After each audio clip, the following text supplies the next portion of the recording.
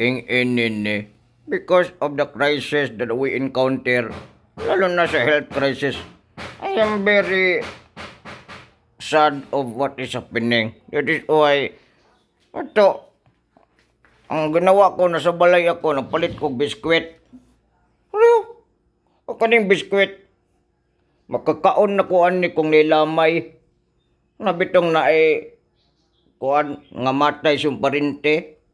But because of COVID-19, I got a chance na makabili ng biskwit na ganito. Happy time. Ito lang. Pasalamat tayo dyan sa virus. Si virus ang naggatag sa atin. Makakaon tayo ng biskwit.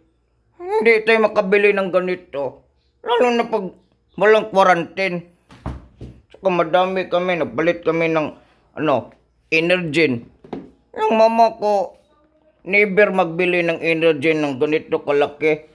Pero because of the virus is cannot go out, anong makakain tayo nito? Inini. Aside from that, ang pinaka-paborit ko pag stay at home ako, yung magluto ako ng paborito ko, ang champurado. Napakalami nito. This is really, ito yung mga kinakain ko, lalo na nung grade 3 pa ako, elementary, pakalami nito. Ito, matitilawan niyo, ako mismo ang nagluto. Kasi wala na akong magawa dito. Kaysa magsig kong TikTok, magluto na lang kong champurado ganhi. Sa mga kuhan kitchen. This is very delicious.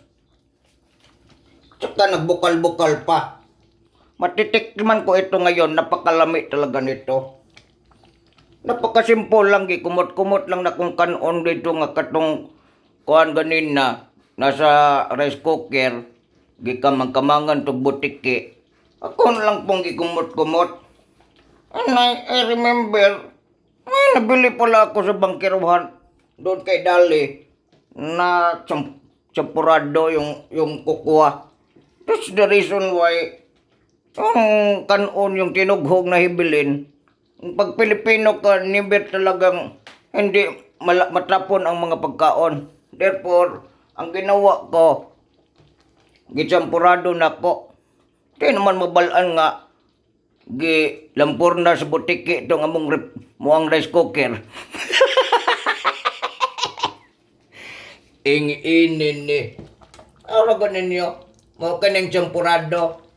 Pabukalan ni pag-ayo para init. Tapos, tilawan na nato. Medyo pait-pait ning champurado.